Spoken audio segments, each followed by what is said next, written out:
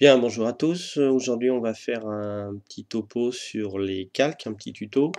Donc, ça va juste être une partie de présentation, comment interagissent les calques les uns par rapport aux autres, et de présenter la fenêtre des calques tout simplement avec tous ces outils et puis toutes ces petites astuces. On va donc commencer par créer un nouveau document, donc un format. Alors, vous pourrez ouvrir directement des images, hein, ça marchera pareil. Là, c'est juste pour la démonstration. Voilà, donc on a notre premier calque qui apparaît. Alors fond blanc bien sûr, l'arrière-plan comme il est dénommé et le petit cadenas qui est à côté qui verrouille le premier plan. Vous avez donc à chaque fois qu'un calque est actif, cette espèce de petite couleur bleue qui apparaît. Alors sur d'autres versions antérieures c'est une autre couleur, mais à chaque fois ça changera pour différencier justement le calque actif ou les calques actifs par rapport au reste qui est en fond gris. Donc on va commencer par décadenasser ça. Alors pour ça, vous double-cliquez dans le calque. Voilà, et il devient calque 0. Vous pouvez lui rajouter des couleurs si vous avez envie. En l'occurrence, là je vais mettre du orange. Le mode normal, ça on verra tout à l'heure, et son opacité. Vous pouvez déjà tout régler à partir de là. Vous faites OK. Et une fois qu'on a déverrouillé ça, vous pouvez commencer à dessiner ou écrire sur les calques. Sinon, tant qu'il est verrouillé, c'est pas possible. Vous avez aussi le petit œil à côté qui vous montre la visibilité de chaque calque. Quand les calques sont non visibles et que le calque de dessous est vide, vous avez ce petit quadrillage qui apparaît, qui vous montre qu'il n'y a rien, c'est vide. Donc ça, on va le remettre en place. Ensuite, on va créer 3 copies de ce calque-là, ou 3 calques différents. Donc on va tout de suite aller dans les clics droits pour vous montrer où on peut dupliquer le calque ici. On peut également rajouter un calque vide par-dessus en cliquant directement sur ce petit icône qui est le nouveau calque, ou alors d'aller dans calque, dupliquer le calque en haut, ou alors encore une autre astuce, dupliquer les calques ou nouveau calque qui revient exactement au même. Donc, je vais faire OK. Donc là on a le quadrillage, ce qui veut dire que les calques sont vides. Ensuite je vais vous faire un calque texte. Donc je vais revenir avec du noir, oui, si on veut, ou même du blanc.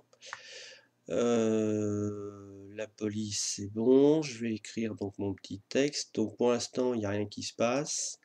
Voilà, dès que j'ai cliqué dessus, vous voyez qu'il a fait un nouveau calque, il l'a transformé en calque de texte. Alors c'est pas vraiment ce que je voulais faire. Je vais annuler. Voilà, je vais recréer un autre calque par-dessus. Voilà, et là je vais refaire mon texte. Alors, le calque, on va le déplacer, le centrer, voilà. Donc on a là 3 calques qui sont des images ou des dessins, ou oui, enfin on va voir pour les côtés dessins, et ensuite on a ici un calque texte. Vous voyez, il ne prend pas tout à fait la même forme, il est un petit peu différent. Donc on va commencer par créer des calques avec des formes, et puis vous allez voir un petit peu comment ça interagit. Donc je vais commencer déjà par vider ce calque-là avec la gomme magique, je vais supprimer le blanc. Voilà, donc ça c'est la première chose, j'en ai pas besoin pour l'instant. Je commence avec mon outil sélection, je vais faire un rectangle, je vais ensuite aller chercher une couleur rouge, une couleur bleue, voilà, ok, mon outil dégradé, et je vais partir d'un coin vers l'autre, voilà. Donc là j'ai un calque, CTRL D pour désélectionner, un calque avec une figure géométrique dessus qui est un rectangle que j'ai peint donc du rouge vers le bleu. Et vous allez voir, on va en faire 2 autres et on va les superposer. Donc à chaque fois, c'est celui du dessus qui va masquer celui du dessous. Donc vous allez voir ça tout de suite en direct. Je vais faire un carré. Donc pour faire un carré, vous prenez l'outil rectangle. Et en appuyant la touche Shift enfoncée, vous avez un carré parfait. Alors qui n'est pas centré par rapport à l'autre, mais ça c'est pas très grave. Donc je vais choisir une autre couleur, on va prendre un orange. Et puis là, on va aller chercher un violet. Voilà, ok. Je vais ensuite refaire avec mon outil dégradé. Voilà, donc vous voyez, j'ai fait mon carré, je l'ai peint. Je désélectionne le contour. Et je me suis gouré d'ailleurs, je l'ai fait sur le même calque. Donc je vais le refaire. Alors pour ça, je vais dans mon historique et puis je reviens en arrière. Voilà, mon outil carré est sélectionné. Je change de calque. Mes couleurs, ce sont les mêmes et je refais mon dégradé tout simplement. Vous voyez ce qui arrive quand on oublie de se mettre sur le bon calque. CTRL D pour désélectionner. Voilà, c'est fait. Donc on voit bien, le calque 1 superpose le calque 0. Et donc, il vient masquer tout simplement le calque du dessous. Si on veut le voir apparaître, vous avez l'opacité qui est ici. Vous descendez son opacité, par exemple à 60%, et vous voyez l'autre apparaître. Si je descends à 0, vous le voyez complètement, comme si j'avais éteint le petit œil à côté. D'accord? Donc ça, c'est pour le carré. Je vais ensuite passer au calque 2. On va faire un petit rond. Alors, Shift enfoncé, Alt pour le centrer, et je fais un rond. Voilà. Je viens changer encore une fois mes couleurs. Un jaune, ok, et puis là on va lui mettre un vert. Ok, pareil, l'outil dégradé, je l'encoche et je fais, je vais le faire en biais même. Ouais, bon, c'est pareil. Voilà, donc on a notre rond qui superpose donc le carré, qui lui-même superpose le rectangle, donc tout ça est l'un sur l'autre, sans interagir pour l'instant des calques. Donc c'est toujours mon calque texte qui est forcément en haut de la pile que l'on voit le premier. Hein, on regarde les calques du haut vers le bas. Donc tout ce qui est en opacité à 100% va masquer les calques du dessous. Donc ça c'est une notion à bien intégrer, bien comprendre. Ensuite il y a les histoires d'opacité sur lesquelles vous pouvez régler. On va mettre celui-là à 50. On va mettre celui-là à 75. Voilà, et vous voyez donc par transparence tous les calques les uns derrière les autres. Donc ça c'est pour vous expliquer un petit peu comment marche l'opacité. Hop, je le remets à 0, celui-là aussi. Je vais renommer donc ces calques. Donc celui-ci on va l'appeler rond. Donc je double-clique sur calque 2. Voilà, je double-clique sur le suivant, on va l'appeler carré. On fait la même chose pour le dernier et on l'appelle rectangle. Voilà, et le premier, on va l'appeler texte. Voilà, donc là j'ai cliqué dans le vide, vous voyez que ça a désélectionné tous mes calques qui sont plus actifs. Maintenant ce qu'on va faire, on va aligner ces trois calques et puis on va renier un petit peu, je vais grossir mon image. Alors pour ça, on va sélectionner un premier calque, je maintiens la touche Shift enfoncée, je sélectionne le dernier, j'ai sélectionné les trois calques en même temps. Et je vais donc interagir sur les trois en même temps. Donc en activant l'outil déplacement qui se trouve ici, vous avez des petites icônes qui apparaissent qui ne sont pas toujours actives quand vous travaillez calque par calque. Donc c'est pour centrer les calques. Donc moi je vais le centrer verticalement, pardon, et horizontalement ici. Voilà, vous voyez, tous mes calques se sont mis l'un sur l'autre, sauf le calque texte, qui n'est pas de même composition et qui est obligé de caler à la main. Je vais recadrer tout ça. Voilà, donc ici je veux faire un carré, un par un, on est bien en carré. Je le recentre, voilà, j'ai fait une bêtise.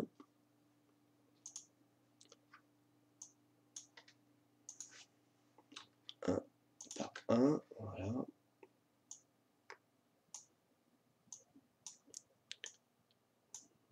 Voilà, je suis pas trop mal là.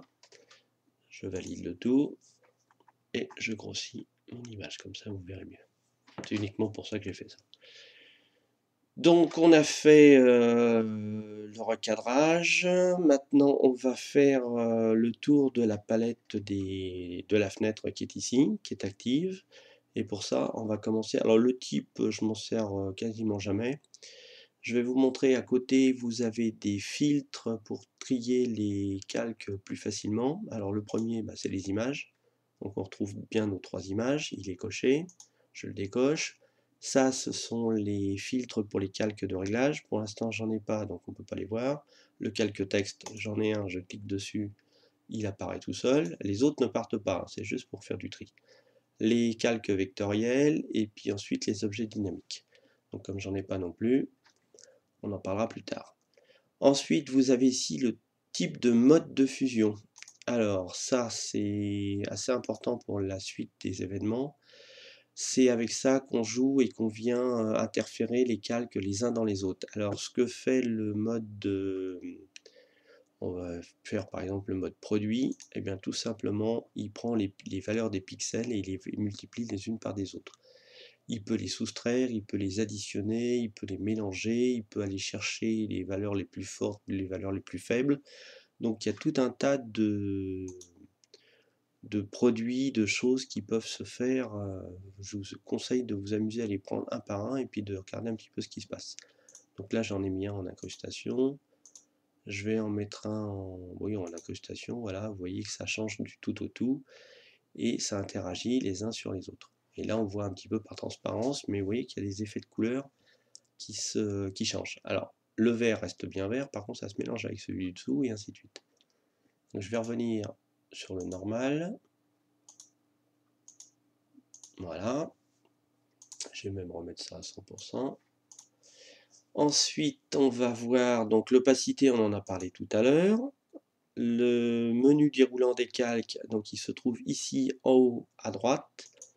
Vous le déroulez, vous trouvez donc tout un tas de compléments, nouveaux groupes, des options, de les fermer, fusionner les calques, aplatir l'image. Donc il y a tout un tas de commandes complémentaires. Et ces commandes, vous les retrouvez ici également dans Calque, Nouveau, Dupliquer, etc. Il y en a même un petit peu plus, mais je vais vous montrer où trouver les autres. Donc ça, c'était pour le menu déroulant. Maintenant, on va passer aux autres options là, dont on parlait un petit peu. Vous pouvez, en cliquant droit sur le calque, retrouver donc tout un tas de paramètres supplémentaires. En cliquant bien sûr ici, en cliquant directement sur l'image, vous en avez encore d'autres, et en cliquant dans le petit rectangle où il y a l'œil, vous en retrouvez encore différents. Alors là, c'est uniquement pour affecter des paramètres sur l'œil. Autre chose, tiens, tant qu'on est là, je vais vous montrer, donc c'est pas dans celui-là, c'est dans le menu déroulant, options du panneau. Et là, vous avez les petites vignettes là qui sont là. Moi, par défaut, je les coche en grand. Vous pouvez les mettre sans, plus petites, etc. Après, c'est vous qui gérez votre disponibilité, votre place sur votre écran. Moi, j'aime bien voir un peu ce que je fais, donc je le mets en plus grand. Voilà, bon, ça c'était pour la petite aparté. Ensuite, on a la sélection des calques les uns par rapport aux autres. Donc, quand je clique sur un calque à la fois, j'en sélectionne qu'un. Quand je maintiens la touche CTRL enfoncé, j'en sélectionne deux en laissant un au milieu. Et quand je sélectionne un calque, la touche Shift ou majuscule enfoncée jusqu'au dernier, je sélectionne les trois en même temps. Si je veux sélectionner les quatre, c'est pareil, Shift et les quatre. Voilà, et à partir de là, j'interagis sur tous les calques ensemble. Enfin, ça dépend, il y a des options qui vont peut-être être non actives, parce qu'on mélange les calques texte avec des calques images. Donc ça, c'était pour la sélection, multiple ou pas.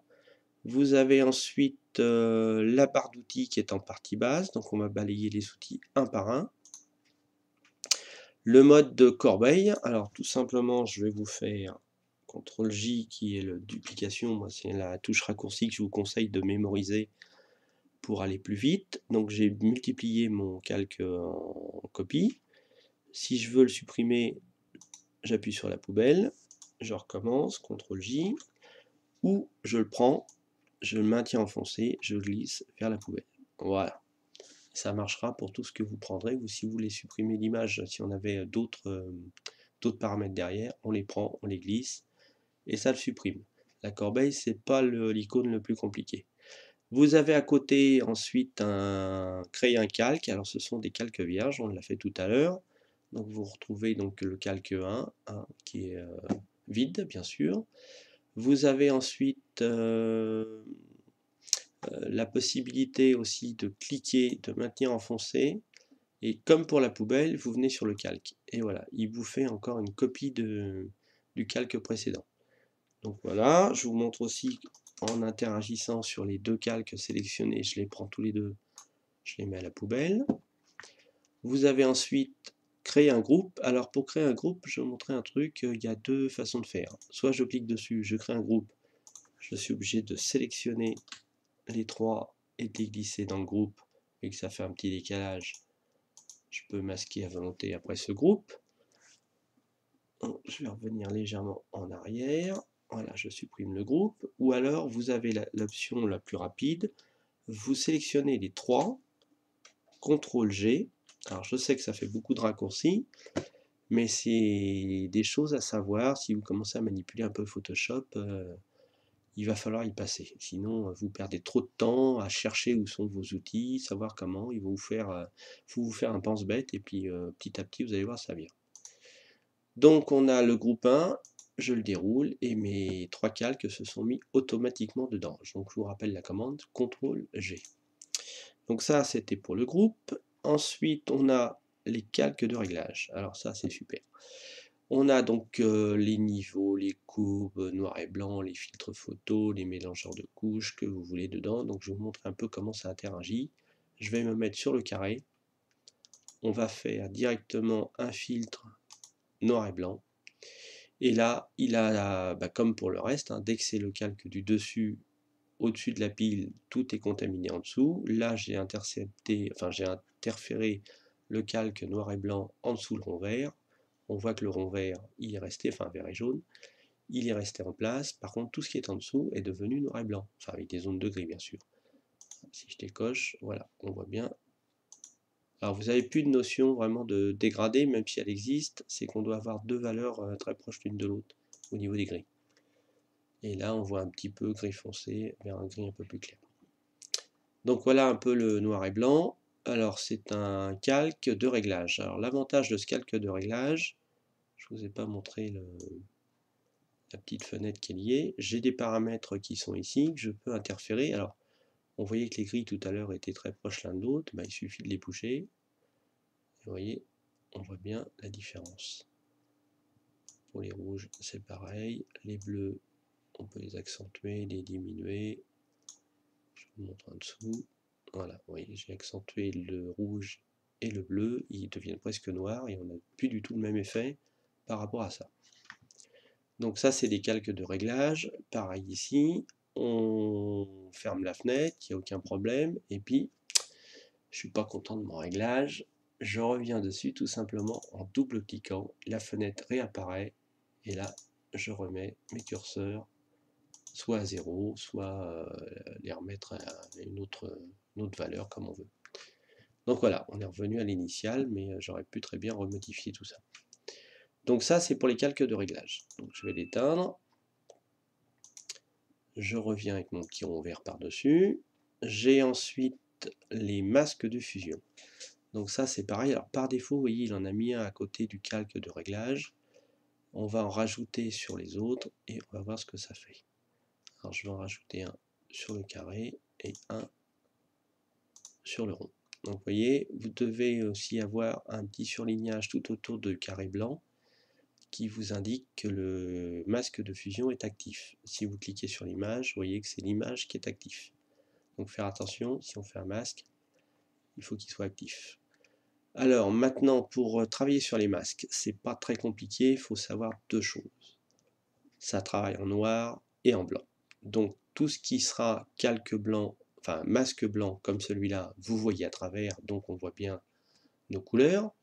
Dès que je vais peindre en noir dessus, et après du noir vers le blanc avec des dégradés de gris, donc je vais vous montrer à la suite, vous allez voir que ce ne sera pas tout à fait le même effet. Mais on va, en mettant du noir, masquer la partie de la couleur pour voir le calque du dessous.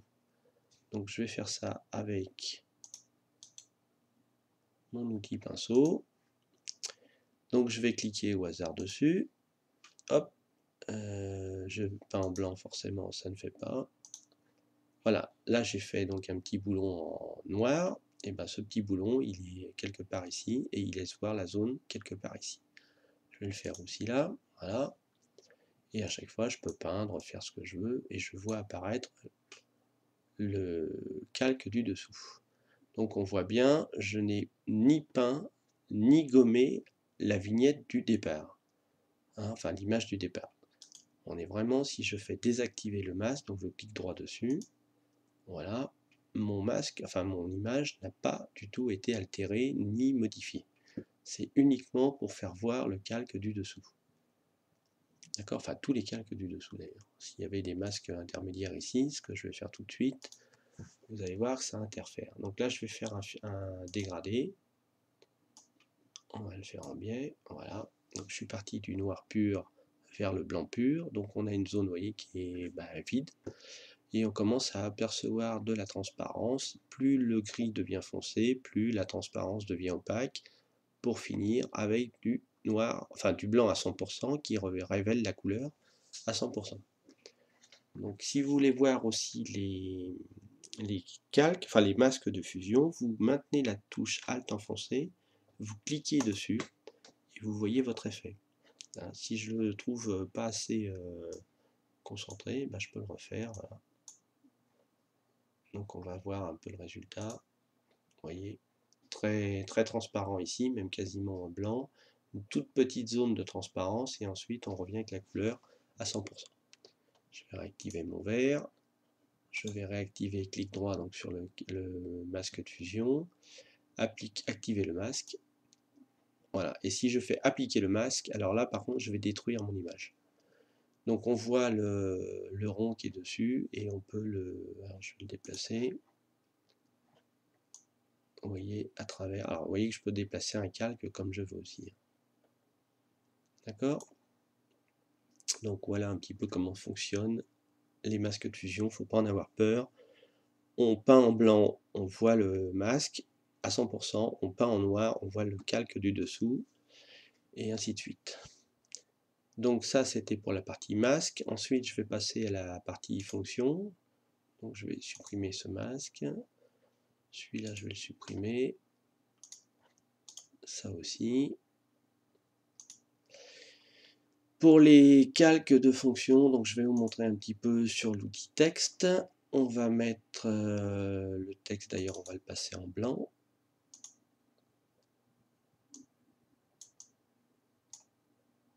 Ok. Donc vous voyez, j'ai pu réintervenir sur mon calque. Ça c'est la très grande force des calques, c'est de revenir tout le temps. On voulait changer la couleur, vous voyez que c'était l'exemple parfait. Je viens donc sur mon outil fonction, je sélectionne mon texte. Je viens par exemple dans une ombre portée. Voilà, il me propose tout un tas de paramètres intermédiaires. J'ai mon ombre portée qui s'est mis en dessous. D'accord, je vais en faire un autre. On va faire une ombre interne. Alors celle-ci est un petit peu forte.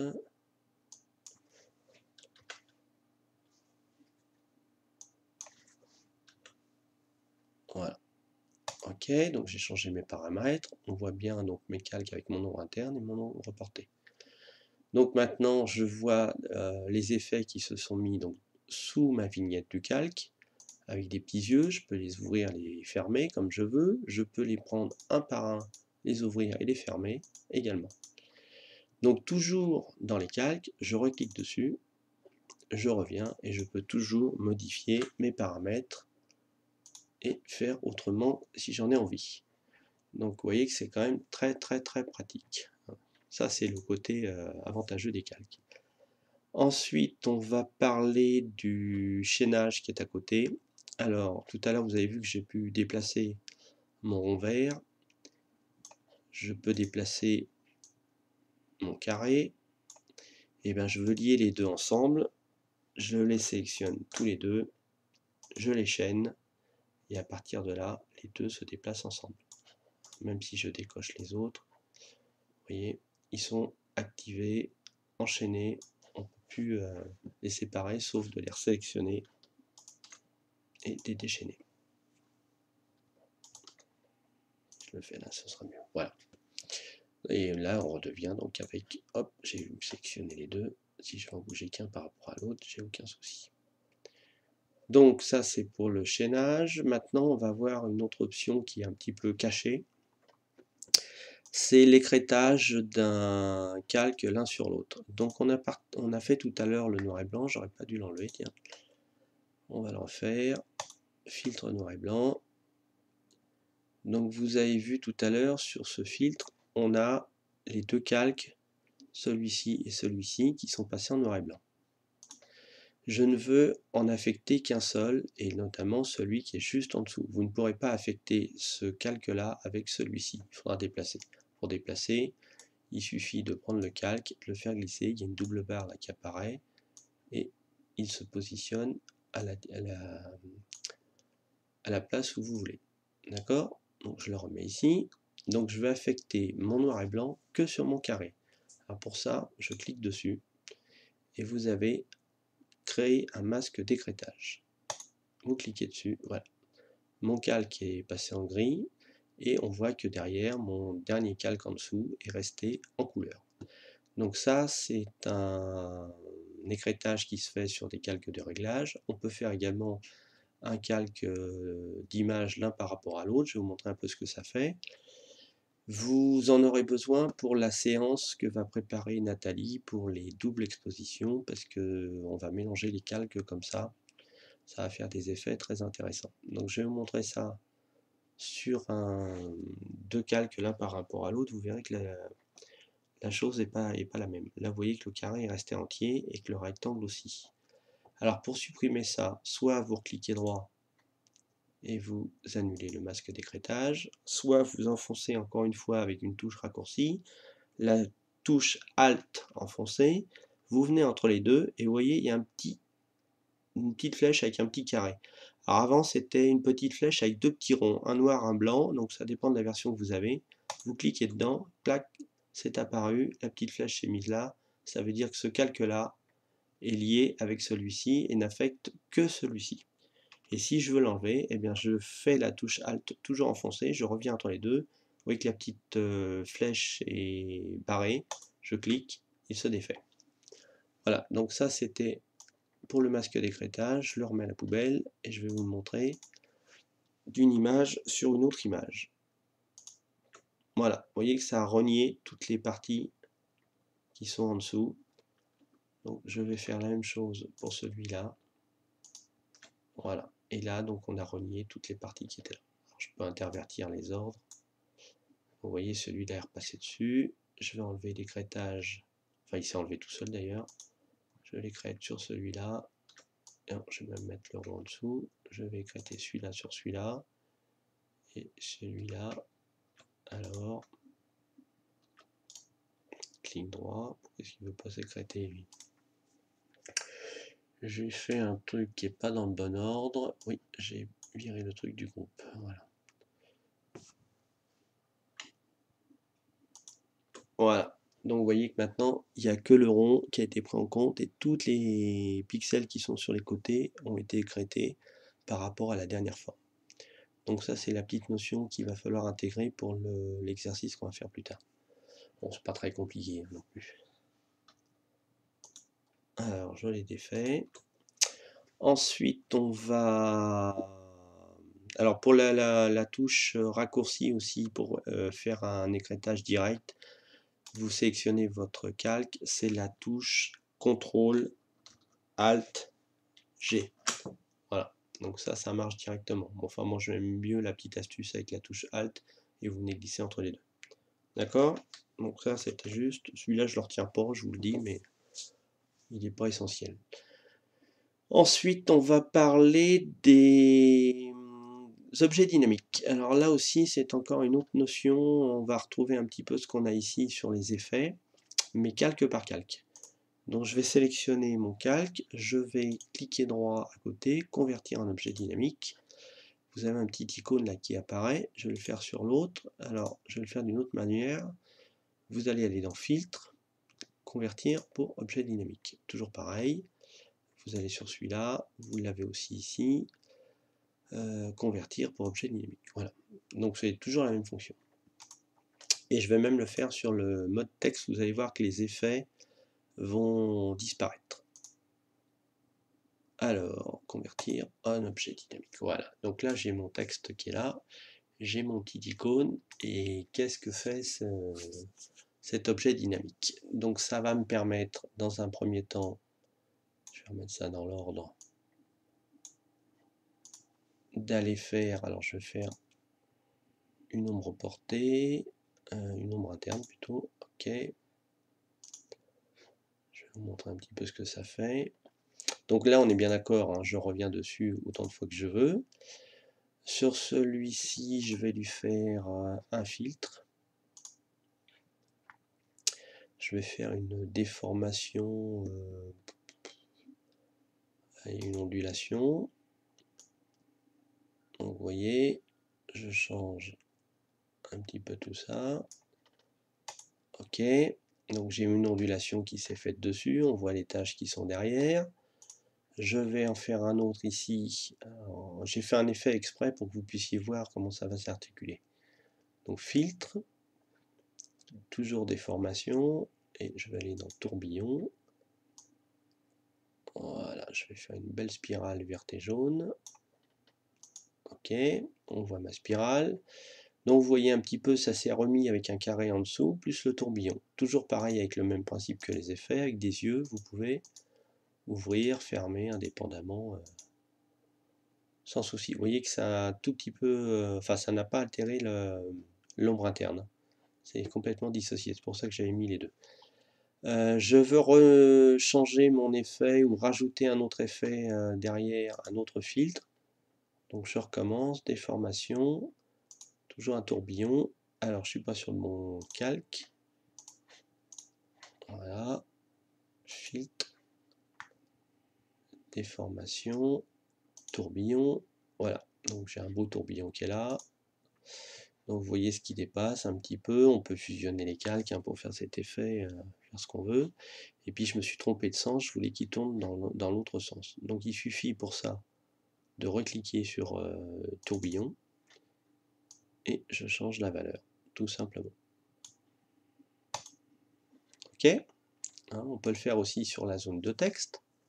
Filtre. Alors, déformation, tourbillon. Ok, et vous voyez, bah là j'arrive pas à lire ce qui est marqué, c'est le bazar, je me suis gouré. Je reclique, je change, et voilà. Là on arrive mieux à lire, c'est tordu, c'est l'effet que je voulais, et on comprend. Alors l'autre avantage aussi de l'objet dynamique, vous voyez que mon texte il a disparu par rapport à tout à l'heure. Donc je vais vous montrer un petit peu en double-cliquant sur l'image. Voilà, il a ouvert une autre fenêtre. Je vous montre par rapport à celle du dessous. Il a ouvert une autre fenêtre, et dans cette fenêtre, il considère que c'est une image à part, et vous allez pouvoir la modifier. Donc on a le texte qui est revenu sans calque en dessous, bien sûr, et vous retrouvez tous vos objets en dessous. Donc tout est reparamétrable directement. Voilà, donc ça on peut rechanger si on veut. Une fois que j'ai changé mes textes, mes ombres portées, j'ai qu'à les supprimer par exemple, mes ombres internes, je fais OK. Oui. Et vous voyez, les ombres portées ont disparu. Par contre, elles n'ont pas disparu des menus contextuels. Si je veux la remettre, voilà, ça revient. D'accord? Donc ça vous permet comme ça de tout pouvoir remodifier tout le temps, tout le temps, tout le temps, tout le temps. Alors autre chose que je ne vous ai pas montré, vous avez ça qui est apparu avec une petite flèche.